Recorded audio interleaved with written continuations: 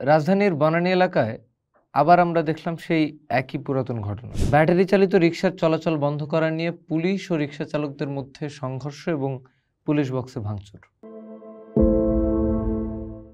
Battery চালিত রিকশা নিয়ে পক্ষে বিপক্ষে নানা মত দিয়ে থাকেন সকলেই, কিন্তু বর্তমানে যে ব্যাটারি চালিত রিকশা ঢাকার রাস্তায় চলছে তা যে কারিগরি কারণে অনিরাপদ সেটা নিয়ে কোনো পক্ষের দ্বিমত নাই।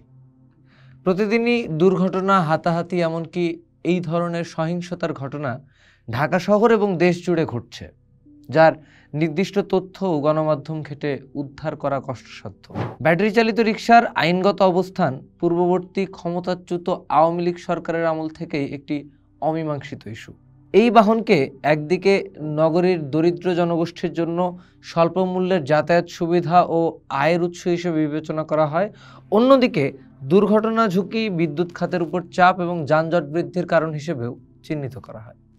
বিশ্লেষকদের মতে এই দ্বৈততার মাঝে রাজনৈতিক ও অর্থনৈতিক স্বার্থান্বেষী গোষ্ঠীগুলোর প্রভাব বিদ্যমান। সিএনজি, প্যাডেল রিকশা এবং ব্যাটারি চালিত রিকশার মধ্যে বিদ্যমান প্রতিযোগিতাকে কৌশলগতভাবে ব্যবহার করে একটি প্রভাবশালী চক্র তাদের আর্থিক ও রাজনৈতিক স্বার্থ হাসিল করার চেষ্টা করছে বলে অভিযোগ রয়েছে। সরকারের পক্ষ থেকে একটি সমন্বিত নীতিমালা প্রণয়ন ও বাস্তবায়নের অভাবে এই সংকট ক্রমাগত তীব্রতর হয়েছে। অতীতেও এই ইস্যুতে সংঘাত এবং সহিংসতার ঘটনা ঘটলেও সমস্যার মূলে আঘাত হানার কোনো সক্রিয় প্রচেষ্টা পরিলক্ষিত হয়নি। জুলাই অভ্যুত্থান পরবর্তী বিভিন্ন সংস্কারের প্রত্যাশায় উদ্দীপিত জনমনে এই শ্রমজীবী দরিদ্র জনগোষ্ঠীর সংস্কার আকাঙ্ক্ষা কতখানি প্রতিধ্বনিত হয়েছে তা একটি জরুরি প্রশ্ন। এই টানাপোড়েনের মাঝে একটি গুরুত্বপূর্ণ বিষয় প্রায়শই উপেক্ষিত থাকে, তা হলো চালকের নিজের নিরাপত্তা। প্রচলিত প্যাডেল রিকশার দুর্বল কাঠামোয় একটি মোটর এবং ব্যাটারি জুড়ে দিয়ে যে বাহনটি তৈরি হয় তা কেবল যাত্রী বা পথচারীর জন্যই ঝুঁকিপূর্ণ নয়, চালকের জন্য মারাত্মক বিপজ্জনক। এর দুর্বল ব্রেকিং সিস্টেম, ভারসাম্যহীনতা এবং কাঠামোগত ত্রুটি যে কোনো মুহূর্তে ভয়াবহ দুর্ঘটনার কারণ হতে পারে। তীব্র গতিতে চলার সময় হঠাৎ ব্রেক কষার প্রয়োজন হলে বা সড়কের ছোটোখাটো গর্তে পড়লে এই রিকশা নিয়ন্ত্রণ হারানো অস্বাভাবিক নয়। ফলে জীবিকার তাগিদে যারা এই বাহন চালান তারা প্রতিনিয়ত নিজের জীবনকে বাজি রেখেই রাস্তায় নামছেন। অন্যদিকে ঢাকার অসহনীয় যানজটের জন্য প্রায়শই ব্যাটারি চালিত রিকশা বা সামগ্রিকভাবে রিকশার সংখ্যা বৃদ্ধিকেই দায়ী করা হয়। এটি সরলীকরণ। ঢাকার যানজটের নানাবিধ কারণ রয়েছে। এর পেছনে প্রধান ভূমিকা পালন করে নিয়ন্ত্রণহীনভাবে বাড়তে থাকা ব্যক্তিগত গাড়ির সংখ্যা। তাহলে এই জটিল সমস্যার সমাধান কোন পথে? কেবল নিষিদ্ধ করা বা দেখেও না দেখার ভান করা? নিশ্চয়ই এই দুটির কোনোটিই কাঙ্ক্ষিত নয়। প্রয়োজন একটি সমন্বিত ও বাস্তবসম্মত পদক্ষেপ। প্রথমত, ব্যাটারি চালিত রিকশাগুলোকে একটি নির্দিষ্ট নীতিমালার অধীনে আনতে হবে।